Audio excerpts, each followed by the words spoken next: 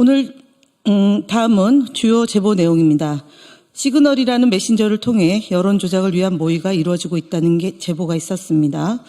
해당 모의는 메신저 내 부파 사이버 대응팀이라는 단체 채팅방을 중심으로 이루어지고 있으며 이 방에서 공유된 글에는 적에게 아니란 생각을 심어준 후 투표 참여율을 줄이는 것이 주요 목적이라고 명시되어 있습니다. 구체적으로는 어차피 이재명이 대선에서 이긴다는 내용을 커뮤니티에 게시하거나 조회수가 높은 게시글에 선거날 시간 아깝게 투표하지 말고 쉬다 오면 된다는 댓글을 달아 여론을 조작하고 투표 의지를 저하시키는 것을 지시하고 있습니다.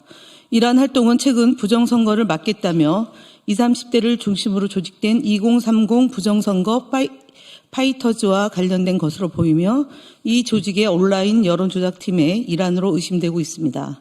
특히 이 단체는 한교안 전 국무총리가 이끄는 부정선거 방지대와도 연결되어 있는 것으로 추정됩니다.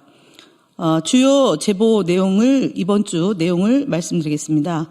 첫 번째로는 민주당 경선 후보에 대한 암살 모의 등과 관련한 제보가 있었습니다. 특정 후보를 지목해서 암살단 모집합니다. 총, 활, 석궁도 준비됐다. 관심 있는 분은 어디로 연락 바랍니다. 등의 게시글이 올라왔으며 게시자는 실제로 개인정보와 연락처, 구체적인 범행 도구까지 언급한 것으로 확인되어 실제로 범죄로 이어질 우려가 있었으나 4월 22일 해당 게시자는 검찰에 검거되었습니다. 두 번째로 부정선거와 관련된 음모론과 내란을 옹호하는 글의 유포에 대한 제보가 있었습니다. 4월 20일 트위터를 통해 선관위가 이미 51.2%로 민주당 후보의 당선을 확정했다는 출처불명의 유튜브 댓글 사진이 게시되었고 그 아래에는 사전투표에서 조작이 이루어질 것이라는 부정선거를 기정사실화하는 댓글이 다수 달렸습니다. 카카오톡 단체방에서는 불법 선거운동과 내란 옹호 성격의 선동이 지속되고 있다는 제보가 있었습니다. 마지막으로 민주당을 중국이나 공산주의와 연관 지으라는 시도가 있었습니다. 4월 22일 네이버 블로그에서는 군복무 단축은 적화통일의 필수 요건이다. 국민 재산의 절반이 북한으로 넘어간다는 황당 주장이 담긴 게시글이 확인되었고 4월 21일에는 인스타그램을 통해 황금 방패법 발의 이꼬르 공산당식 인터넷 검열이라는 등의 허위 주장이 있었습니다. 4월 22일에는 DC인사이드 국민의힘 비대위 갤러리에서는 민주당이 중국인을 위한 일자리를 보장하고 한국인이 넘보면 형사처벌된다는 맹랑한 글이 게시되기도 하였습니다. 다음으로 소통위원회 주요 현황에 대해서 김동완 의원이 발표하시겠습니다.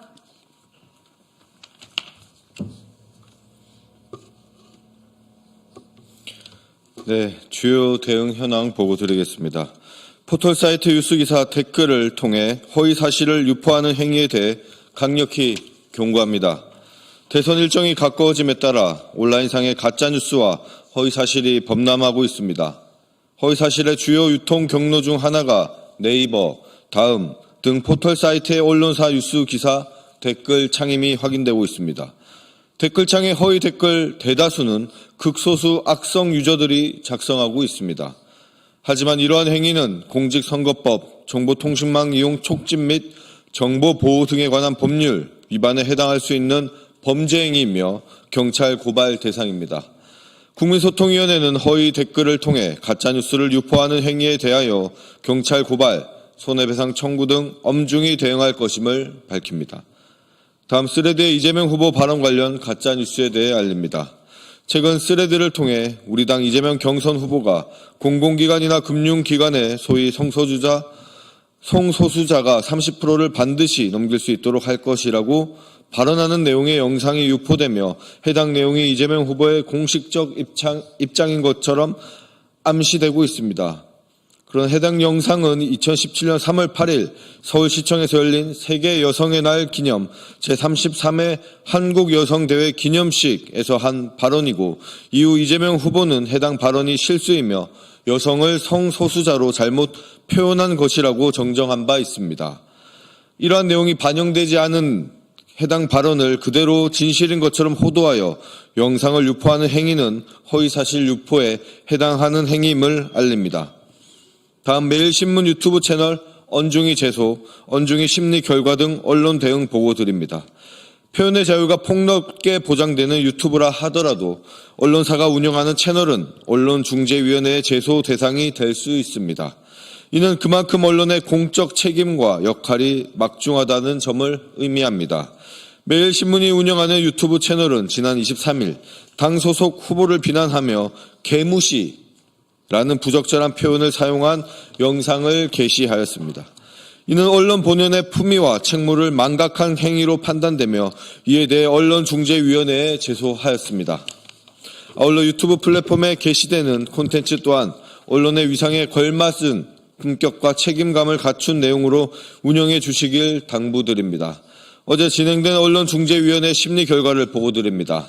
매일신문 관련 2건은 매일신문 측의 불참으로 인해 2차 기일로 속행되었으며 3월 31일자 사설 사상 최악의 산불 이재민 지원 복구 제대로 하라는 에 관해서는 조정 불성립으로 결론이 났습니다. 사설은 언론사의 기본 입장과 의견, 주장이 폭넓게 인정받아야 한다는 점에서 표현의 자유를 존중합니다. 그러나 명백한 의도를 담은 왜곡이 존재할 경우 이에 대해서도 엄정한 판단이 요구됩니다.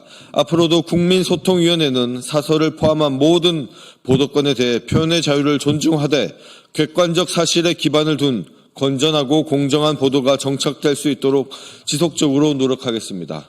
다음 YTN 뉴스파이팅 김영수입니다. JTBC 뉴스룸의 출연자의 문제적 표현에 대해 선거방송심의위원회에 신고하였음을 알려드립니다.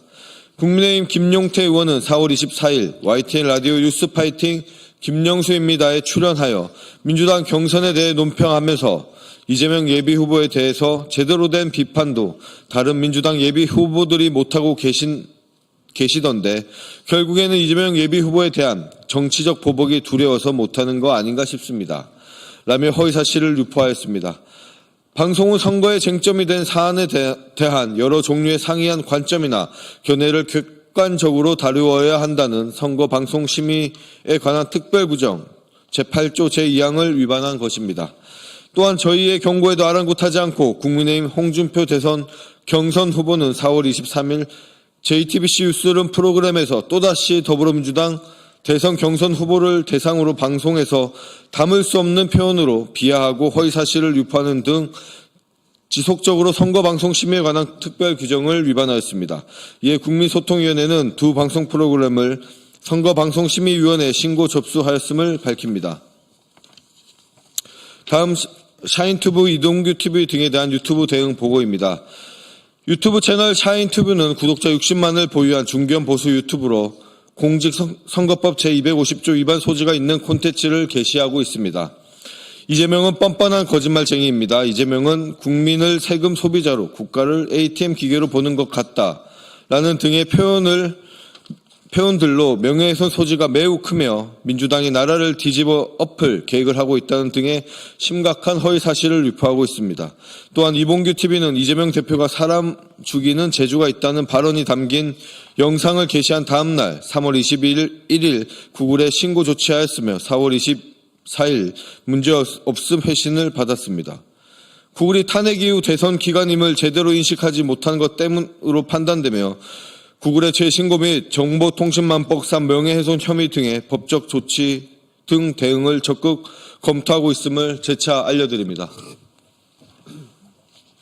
네, 국민의힘 거짓말 시리즈 96번째입니다. 권성동 국민의힘 원내대표는 4월 24일 개최된 자당의 의원총회에서 작년 민주당의 예산 테러로 인해 되살려야 할 사업이 한두 건이 아니다라고 주장했습니다. 합리적인 감액을 테러로 지칭했다는 점에서 명백한 궤변입니다. 민주당의 감액 사유를 자세히 살펴보겠습니다. 첫 번째, 검찰 특활비 등 깜깜이 예산 집행으로 인해 편성 내용이 소명되지 않은 부처에 대한 감액이 있었고, 둘째, 실사업 집행기간 등을 고려하지 않은 정부 예산 편성에 대한 합리적인 감액이 있었습니다. 셋째, 사업계획 적정성 검토 등이 미비한 내역에 대한 감액도 있었습니다. 또한 동해가스전 시추 예산, 대왕고래 사업 등 개발성과 타당성에서 국민적 의혹이 해소되지 않은 사례에 대한 불가피한 감액도 있었습니다. 이렇듯 합리적 사유로 감액한 2025년 예산안 때문에 국가 경제가 테러당하고 마비되었다는 식의 권성동 원내대표의 주장은 명백히 진실을 호도한 것이라고 볼 수 있습니다. 국민의힘 대선 주자 시리즈 19번째입니다. 홍준표 국민의힘 경선 후보는 MBN 뉴스 인터뷰에서 이재명 후보를 지칭하며 중범죄로 5개가 기소가 되고 반칙과 불공정이 판치는 나라를 만들어버렸다. 비양심과 패륜이 얼룩진 나라로 만들 수가 있다. 중범죄자가 다스리는 나라를 만들어서 되겠느냐라고 주장했습니다. 이재명 후보의 5개의 기소권은 현재 재판 진행 중이므로 심지어 2개의 혐의는 1심과 2심에서 무죄를 판단받았습니다. 정치검찰의 무리한 수사와 기소였음이 명백히 보여준 것입니다. 오히려 반칙과 불공정이 판치는 나라는 윤석열 정부가 만들었습니다. 윤석열 배우자 김건희 씨를 무혐의, 불기소로 대하던 검찰의 솜방망이 형태가 대표적입니다. 많은 국민이 수백 차례 압수수색으로 야당 대표를 괴롭히는 한 것을 보았습니다. 대통령 배우자에 대해서는 방치로 일관하던 반칙과 불공정 행태를 똑똑히 기억하고 있다는 점을 말씀드리겠습니다.